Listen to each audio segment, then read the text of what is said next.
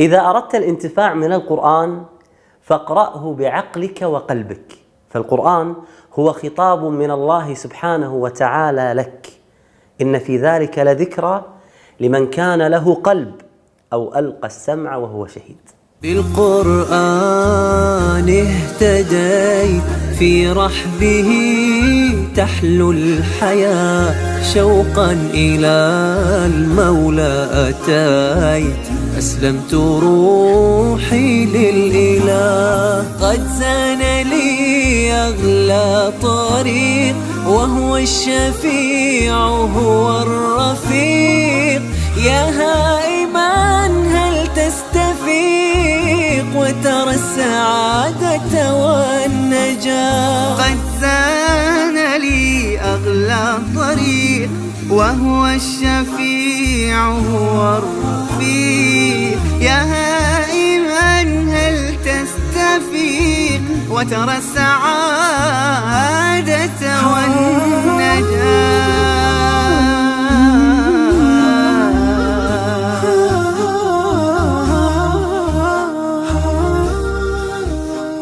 Alhamdulillah, il mio nome è Abdurrahman, sono italiano. Ora, alhamdulillah, dopo aver accettato l'Islam da qualche anno ormai, ero tra i 13 e 14 anni più o meno. كان نصرانيا لكن عقله رفض أن يعترف بأن عيسى هو الله. كان يعلم منذ صغره أن الله موجود، ولكن لا بد من البحث عن الحقيقة. Così iniziai, avevo 12 anni più o meno, e iniziai a chiedermi che cosa chiede noi Dio, qual è la verità e come si è rivelato Dio e che cosa chiede da noi, cosa dovremmo noi tributare al nostro Signore, così. Quindi iniziai a leggere da diversi libri a proposito delle religioni, mi informai a proposito delle religioni in genere.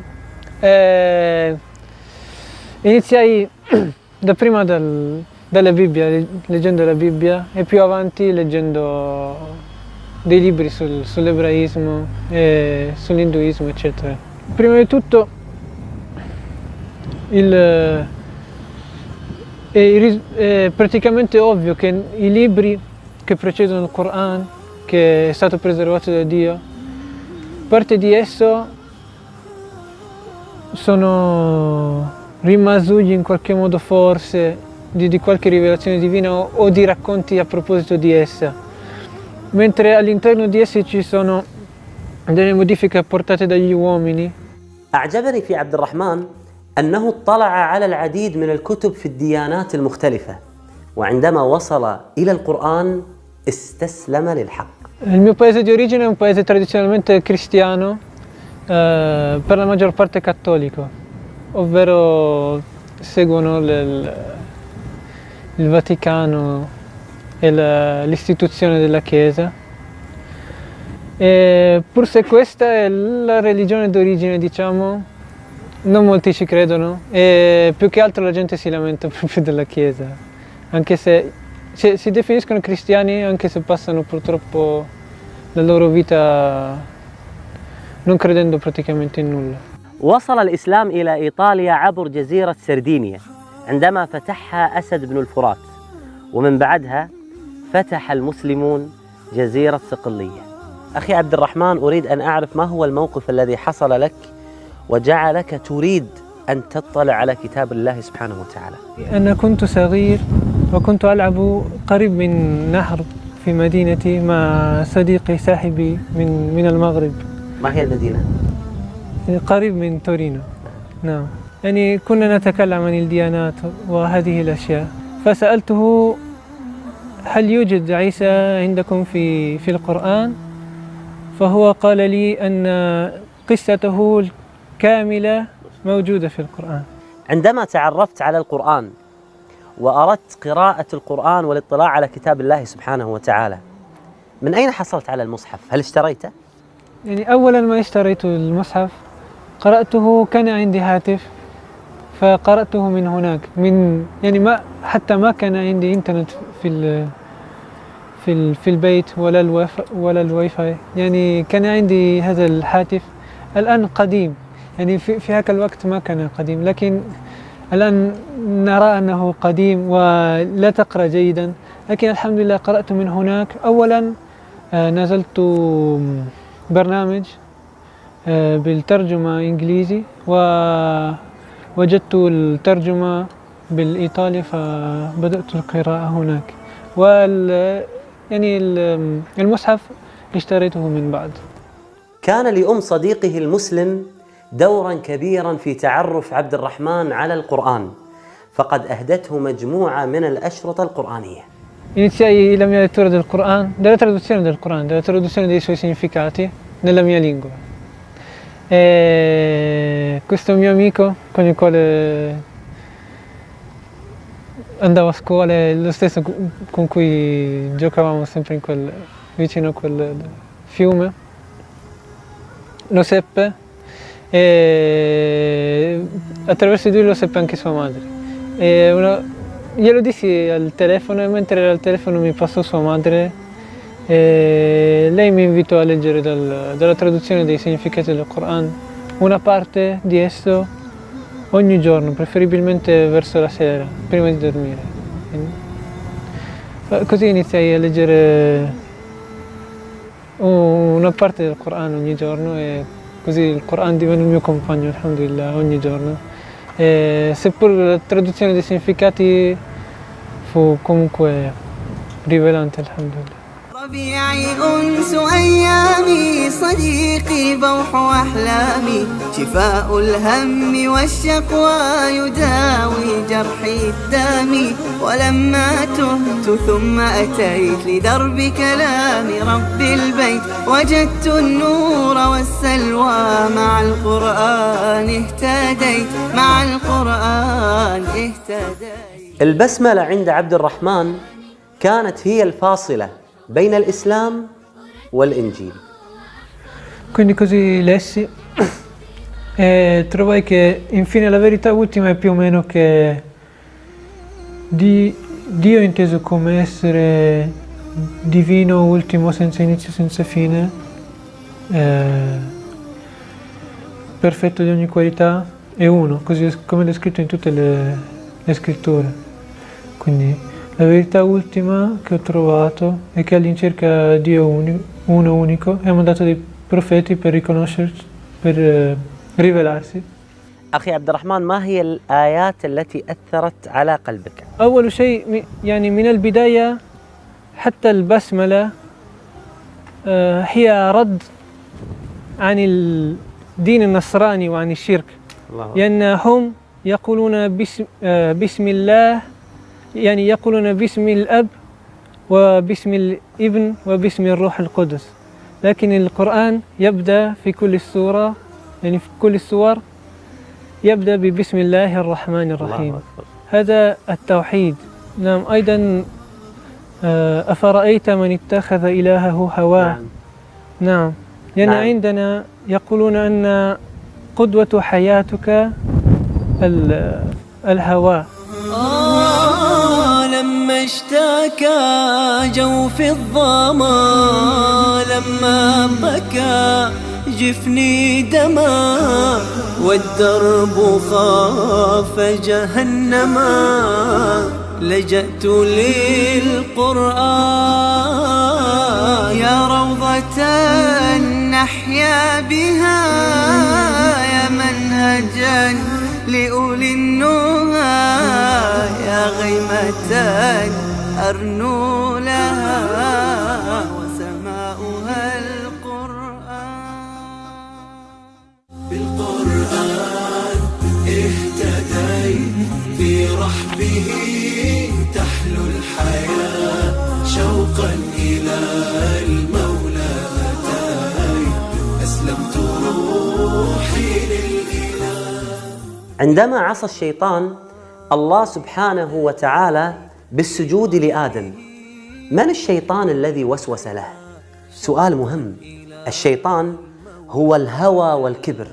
يقول الله سبحانه وتعالى: أفرأيت من اتخذ إلهه هواه. Il fine ultimo della tua vita è solo e esclusivamente segui la tua passione. Che cosa ti piace, che cosa ami, che cosa ti appassiona e ti acceca di questo mondo, seguilo, senza farti problemi. Se anche dovessi incontrare degli ostacoli, seguilo perché è la tua passione. E questa aya, questo segno di Dio, dimostra proprio e svela come sia il pensiero dei non credenti, che infatti le prendono letteralmente come divinità all'infuori di Dio e come din, come religione, come aspetto di vita, come unico fine della propria vita, seguire le proprie passioni. Ad esempio, في الحقيقة غاية حياتك الله ورضوانه. فعرفنا هذا من كتاب الله الحمد لله.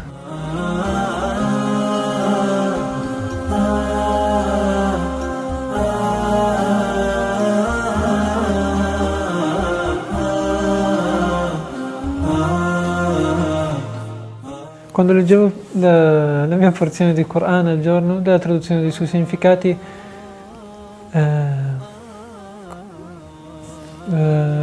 vidi come proprio anche solo nella traduzione dei suoi significati è davvero un libro come non ce n'è altri, come Dio parli in prima persona ai suoi servi, come si riveli e come descriva ogni tot numero di ayat, di segni da lui rivelati, descriva sempre le sue qualità, le sue perfette qualità di divinità. E così leggevo quindi dal cellulare nel mio cortile o anche fuori, vicino al tramonto, al fiume. Vedevo. In realtà basterebbe solo anche guardare le nuvole, sia guardarle nel creato che come sono descritte nel Coran. من يبذل وسعه في الحصول على الطاعة والهداية وإرضاء الله سبحانه وتعالى يسر الله سبحانه وتعالى له.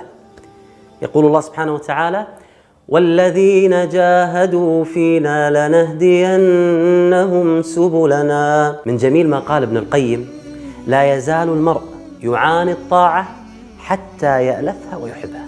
E soprattutto altre cose. Diverse persone nel nostro paese purtroppo abbandonano totalmente l'interesse per la religione in genere e per Dio, e purtroppo diversi di loro abbandonano in toto l'interesse per la religione e per Dio, mentre in realtà basterebbe guardare giusto un po' più in là per vedere qual è la verità, se Dio vuole e se hanno se sono sinceri nella loro ricerca, se Dio vuole troveranno la verità.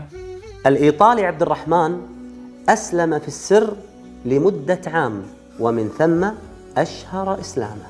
لحظة الشهادة أخي عبد الرحمن هي لحظة مهمة في حياتك، أريد أن أعرفها.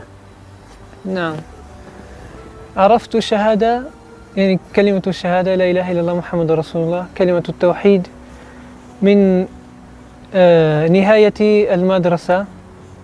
يعني كنت صغير بين 13 تقريبا، يعني عرفت الإسلام وفي قلبي أسلمت، لكن سريا لا أحد يعرف.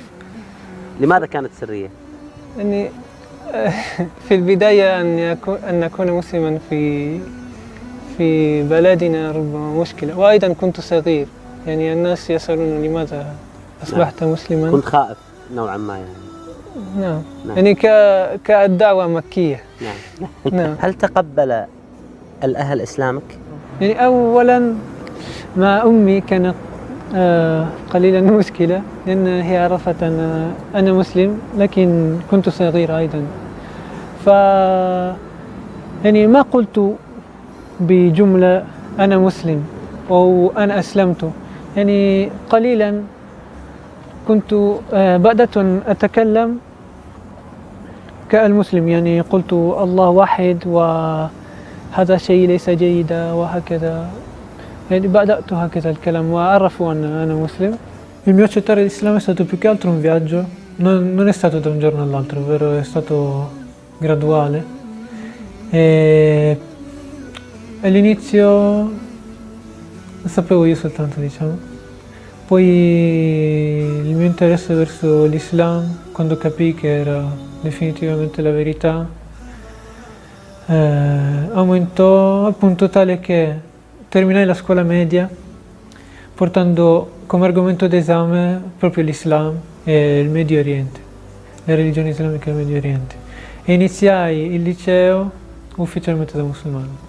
Quindi così, dal saperlo solo io a essere una cosa aperta a tutti. أريد أن أعرف عن أول صلاة صليتها في حياتك بعد إسلامك.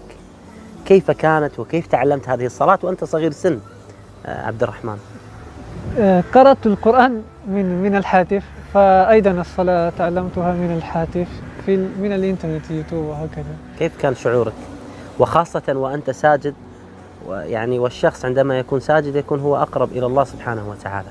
في الحقيقة هذا فطرتنا. إذا الشخص يعني الإنسان ساجد الروح يرتاح، فأنت ترى أن أنت قريب من الله. سبحان من عدت إليه بسطت لنا كلتا يديه ألقيت أوزاري عليه يا رب فاغفر ما عصيت.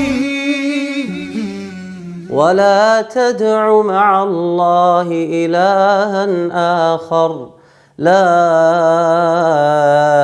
إله إلا هو كل شيء هالك إلا وجهه له الحكم وإليه ترجعون. أي لا تعبد مع الله سبحانه وتعالى إلها آخر، فإنه لا معبود بحق إلا الله. La cosa impressionante dell'Islam è come le sue fonti siano assolutamente e precisamente autentiche, con un rigore di autenticità assolutamente unico, diverso completamente da tutte le altre religioni. Ad esempio, è un fatto storico che il profeta Muhammad sallallahu alaihi wasallam, la sua biografia è la più completa di tutta la storia, senza dubbio. Di lui sappiamo ogni cosa e non solo sappiamo ogni cosa di lui, ma di lui chi l'ha riportata, quanto questa persona era affidabile, e da lui abbiamo una catena di trasmissione. Lo stesso vale per il testo coranico, stessa cosa. هداك الله سبحانه وتعالى إلى الصراط المستقيم، وهداك الله سبحانه وتعالى إلى الإسلام، وأنت ما شاء الله تبارك الرحمن صغير سن، وأنت تعيش في إيطاليا، وهذه البلد ليست بلد مسلمة. هل تشعر بمحبة الله سبحانه وتعالى لك أن اختارك إلى الإسلام؟ الحمد لله. أنا لا شيء، يعني الله فعال لمن يريد. أسلم الناس من قبلي وأسلموا الصحابة وبعدهم التابعين والتابعين، والناس مثلا الآن يوجد مسلم أصلي في طاجيكستان، في إندونيسيا، في كل الأرض، وحتى في بلدي كان من قبل في صقلية كان المسلمين فيها 300 سنوات الحمد لله. والإسلام شيء عظيم ونعمة كبيرة. فهل أحسست أن سماه غيما إذا رتلت آيات كريمة؟ سماء بل شفاء بل هداية، لماذا أنت لم تدرك نعيما؟ فهل أحسست أن سماه غيما إذا رتلت آيات كريمة؟ سماء بل شفاء بل هداية، لماذا أنت لم تدرك نعيما؟ هو صديقي، هو رجل صالح، أنا أحبه في الله. هو يعرف كثير لغات، يعرف عربية، إيطالية، فرنسية، إنجليزية، وإن شاء الله قريب لغة تركية. هو شخص جيد، دائما ابتسامة. Ogni musulmano in quanto tale deve essere sicuramente fiero della sua religione e di essere musulmano. فالقرآن مهم ومحب لنا، يعني إذا كان بين يديك رسالة من واحد من أهلك تحبه كثيرا تحفظها ويكون في مكان عالي في بيتك. وهكذا الله أرسل المرسلين، والرسالة هي مع نبينا محمد هو الرسول. الرسالة هي القرآن، هذا رسالة من الله. بعيدا كنت لكن حين جئت بأول وهلة منه اهتديت، وأنت عرفته مذ كنت طفلا، لماذا قلب بعض الناس ميت؟ لماذا قلب بعض الناس ميت؟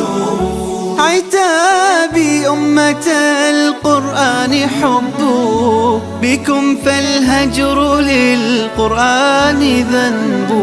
سيشكون الرسول غدا أنرضى، غدا ماذا نقول وما نجيب؟